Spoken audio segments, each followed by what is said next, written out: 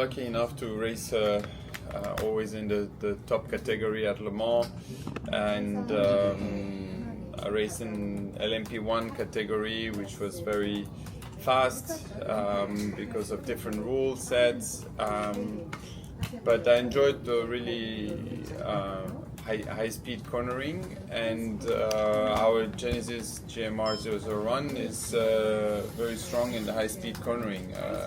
If you look at these micro sectors on the track, we were the fastest in the high-speed corners and in some couple other corners too. So.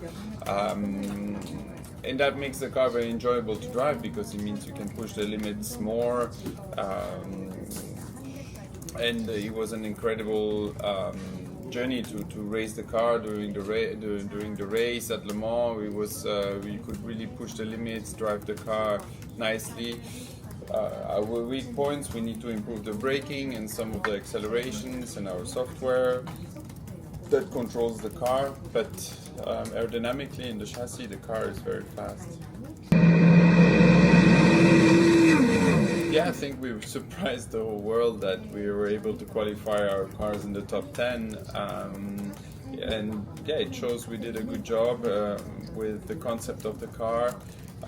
We work closely with Oreca, and they are our chassis supplier, and we did a very good aerodynamic package.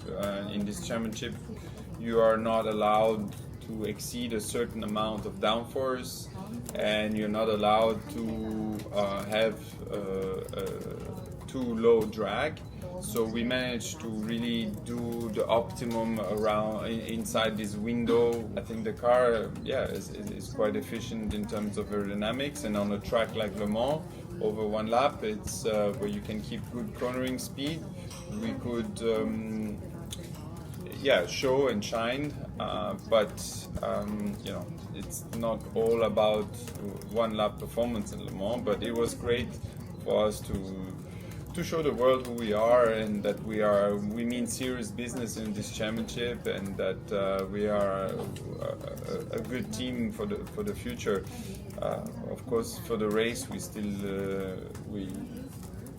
need to improve. If you look at other cars, they qualified behind us, and one of them won the race because they were very strong in the race, and they were not so strong in qualifying. So this is things we still need to work on. Yeah, it is a very important aspect to work with the engineers, and we had our first time we hit the track was in 2025, last year in August. So we had a bit more than half year to develop and test the car. And from the first laps, I understood this car has a healthy feeling, a good balance, and each track we went to, the car was feeling good. But we also were facing setbacks where we were not so happy with. For example, shifting the gears, the programming of the car, that we struggle a bit to control the way we wanted. So this took a bit longer time than other things. But we all have a professional approach, and some things takes longer than others, and you have to be patient for that. And us drivers, also the ones that came after me, we know that we're a new team, and that a lot of things are in the pipeline, and some things just take more time than the others, and everyone is trying their best to improve that. And yeah, if it was easy, everyone would do it, but we came into this challenge knowing it will not be easy, and we're establishing ourselves and growing and working together, and there is no we are one team, and we're not clashing against each other inside the team, because we're all working together.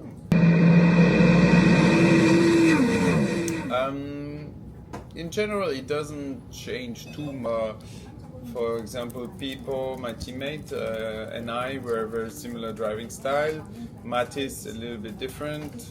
For him, there's a bit less understeer. Pipo and I, we have a driving style that makes the car a bit more stable. Matis complains a bit more about oversteer, but you have tools in the car to influence this with brake balance and brake migration, and also during the corner phase you can set the car up a bit differently. You also have the roll bars that you can adjust inside the car, front and the front and rear, and change a bit the mechanical balance. So if there are some differences, we have tools on board to change that, but we also look at the data and we try to all drive the best way possible for this car, and sometimes you need to change your driving style. You know, we are all in this together, and there was no one really at fault at this failure.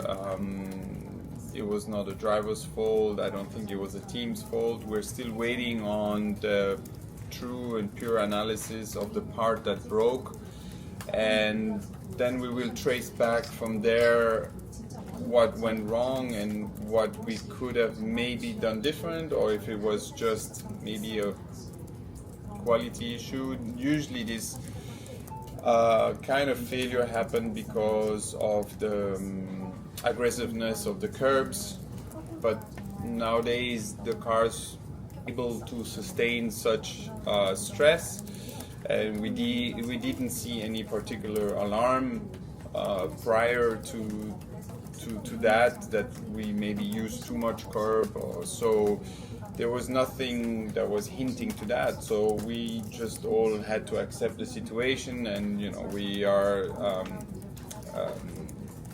all a solid team, and we hug each other, we thank each other, and we come back stronger, you know. And we still knew that the sister car was in the race, and so all the focus and energy went into the sister car that was able to finish the race, and they were avoiding a bit more the curbs to make sure that that failure didn't go on to the other car. And then when the sister car with number 19 crossed the finish line, it was a team celebration, because we all contribute to this success. You know, when we do the endurance tests before the Le Mans race, all the drivers share one car, we work as one team. So my side of the garage, or our side of the garage, was happy for the other side, and we were all celebrating as one team that we finished the race. Yeah, obviously we start with pre-event meetings, and the aim, of course, is always to drive as long as possible on one set of tires in order to reduce maybe one pit stop during the whole course of the race. But we also have to work closely with the tire manufacturer Michelin, who at the beginning of the race is not allowing you to do 4 stints. So you need to start the race and see that if after 2 stints the tire is good, and then they validate you for 3 stints, and once you have done 3 stints they can say, okay, you're free to go for 4 stints. So at the start of the race we could have already done 3 stints, but it was very hot, so we did 2 and then 3 and then 4.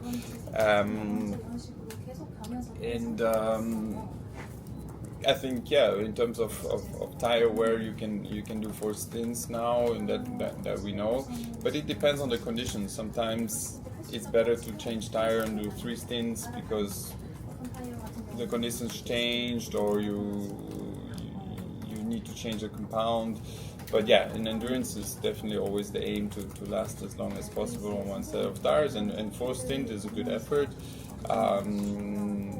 I've done races in the past where I've even done 5 stints, so that's quite a long time in the car. That's 3 hours 45, which is quite impressive, and it's also quite remarkable what you can do at those average speeds at 280 or 270 kilometers an hour average to do such distances on the tires is also a nice proving ground for tires and machine. So with all the experience I was lucky to have from other good teams, winning Le Mans 3 times, won the World Championship twice, you get to see why teams are successful and why some teams are less successful. So I try to bring all that experience to the team and cover all aspects. You know, when I'm on track, I focus on improving the car and give feedback to the team for short-term goals, medium-term goals, and long-term goals in order to really cover everything that is possible to do. Some things take longer than others, and it is important to structure everything that you give the correct feedback to the team, and that they have the right information to grow and to make the car faster. So this is it is quite important with a new team, and all the other drivers that came into the project also have experience from different teams, and we all work together to grow the team more. Yeah, this obviously is our aim, to become a winning team, and we know it's difficult to do that in the first year.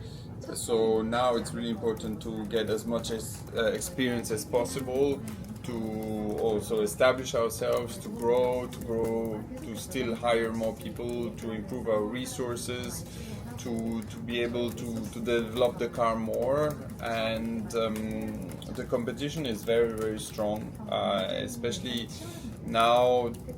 Le Mans changed a little bit. Before, you didn't necessarily need the fastest car to win the race, because if you would be consistent, no mistakes, and no trouble, you could win the 24 Hours Le Mans against a car that was faster but had maybe problems, because the race format changed a little bit. Before there were 3 safety cars. Now when there is so you could build your race and keep that advantage, but now there's only one safety car. So when there is a neutralization, the whole field comes together, and if that happens 4 hours before the end, it becomes a sprint to the finish. So you really need to have the fastest car at Le Mans, and then you really need to understand within the whole rule set where you can find that little edge. And if you look at the gaps, the winning car was only 10 seconds in front of the second car, and this is really small marginal performance gain. And to really put all this puzzle together, everything has to be perfect. So now is a very important time that we establish ourselves and all our different pillars. If it's operations, engine department, chassis department, every department needs to gather all the experience to be able to get all the answers and then transform that into performance in the future, because it's our aim, and we will have to aim for that, and we have the support also to do that. But yeah, it's a difficult challenge, because everyone has the same motivation, and we're fighting big teams. So hopefully in the next years we can achieve that, but it takes a bit of time. It's business as usual for everyone in the team, meaning that we are racing, we are testing, we are doing trial and error, we are trying to improve the car. We understanding more and more our weaknesses, so we are adjusting that. We're trying to make these things stronger. We will need to develop the car more, and it's a never-ending process. Yes, new teams are coming, so there will also find difficulties. We are 1 year ahead of them, but we are 3 or 4 years behind other teams that have been in this championship since the beginning. But us, we are actually not only a new team in this championship, but we have a completely new motorsport department. We are completely new in this world, so we have a double task, and we have a big challenge in front of us. But yeah, having said that, if you look at the performance we had so far at Le Mans, it's very motivating and very promising. But it will get harder and harder for us to catch up the top and then to overtake the top. So yeah, we need to optimize every aspect, and we cannot leave anything behind. So every performance aspect is being looked at.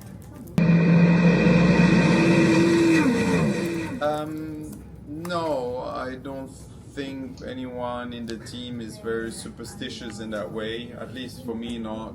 I don't have any rituals. I just like to do my preparation in the month or during the whole year, being fit and healthy and ready for the challenge. And yeah, I don't have any favorite underwear or lucky charm or anything. I just try to apply myself the best I can and earn my success like that. And if I look at the teammates, I haven't seen anything specific either like that. I know Mathis likes to wear white shoes and white gloves, but that's more maybe a fashion thing.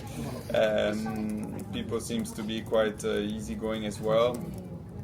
And on the other car, I don't think we are getting distracted by these things. Yeah, as soon as you get out of the car, you try not to waste time. You put on the radio set, you give a little bit of feedback to the pit wall, to the engineers. Maybe there's information for the next driver. Then you quickly try have a shower, a massage, eat something, and then you need to try to rest. And you can't always sleep because you're still full of adrenaline, and it's very noisy in the paddock. So even if you're just laying down and somehow get 5 minutes or 10 minutes of sleep, it's very valuable.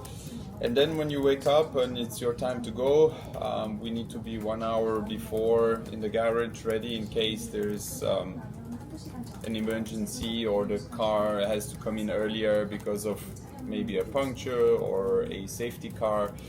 And during that time, you warm up, you start to move, you get a bit of a blood flow, you stretch, and yeah, if you're not fully awake at the latest when you're in the car and you get on the track and you're approaching the first chicane at 350 kilometers an hour, you are awake.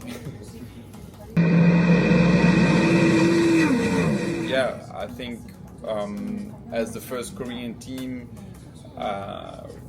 we are very proud to have that support and to represent Korea and Genesis at the highest level of motorsport. And for me, it's an honor and a pleasure to be here. And I will also discover some fans that will come in the next few days, and maybe I will get a better understanding and feeling of what Korean fans are